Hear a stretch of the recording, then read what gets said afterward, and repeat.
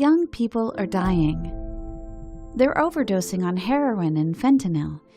You wonder, how did this young person get to this horrible spot in life? Let's turn back the clock.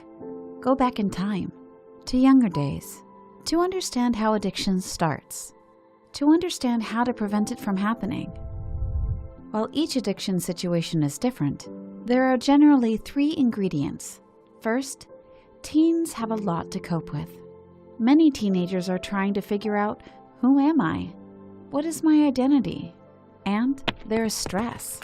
When teens were asked, they said the #1 reason they used drugs was to deal with the pressures and stress of school. And some teens have to cope with stress at home. There could be emotional neglect, abuse, divorce, a family member with an illness, a family member who is addicted, the death of a loved one, money troubles, or other challenges. Many teens also need to cope with depression or social anxiety.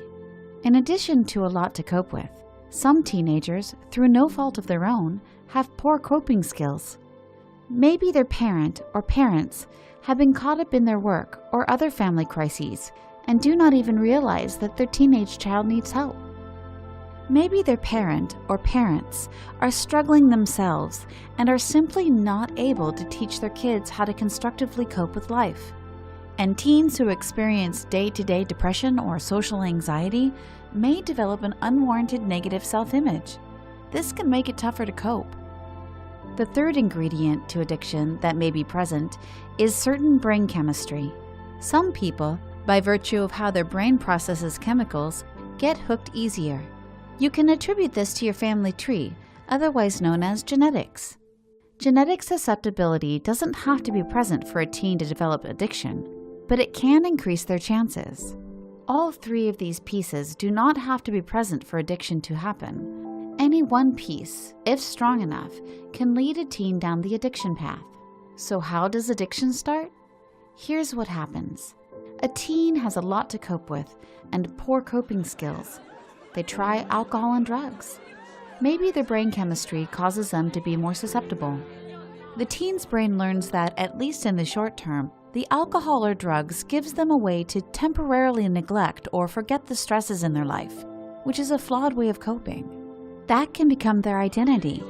The party friend who is willing to try anything, or the friend who can get you drugs. It might give them a way to fit in socially and have fun. It might help them for a moment forget about their stress. The teen starts using alcohol or drugs more frequently. This is where things come apart. Repeated use does 3 things. The teen's brain has learned that, in the short term, alcohol and drugs can help them cope. With repeated use, this bad learning loop becomes ingrained and deeper. The teenager gets to the point of automatically reaching for alcohol or drugs when they're stressed, without even thinking about it. With repeated use, the chemicals in alcohol and drugs also change the brain, making the teenager even less self-aware of how they're going off the rails. And repeated use makes life situations worse, which just increases stress and feeds into the negative loop. Without a change, this path ends in addiction, jail, or death. 1 out of 10 adults struggle with addiction. Addiction leads to broken families, broken promises, and broken hearts, and currently an increasing number of deaths. So how do we prevent this from happening? How do we prevent addiction? Here's how. First, a message for parents.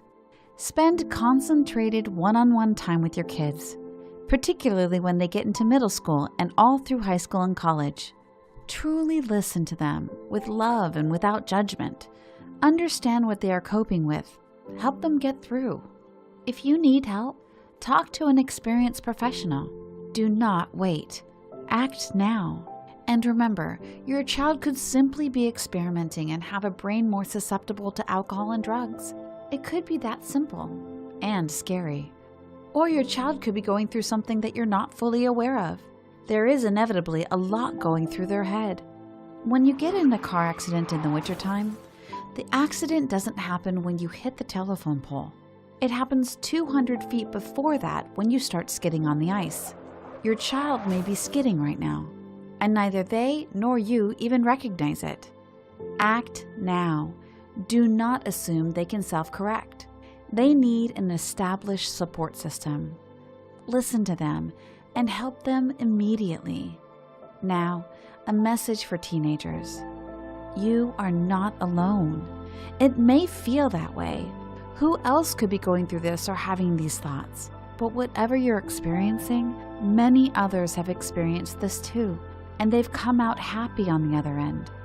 Do not take on the identity of the party friend. It will kill you. You can find an identity without drug and alcohol dependency. Your true identity, a better identity. Finally, be open to receiving help from your family, a friend, or from a professional, wherever it comes from. When your body has an illness, you see a doctor.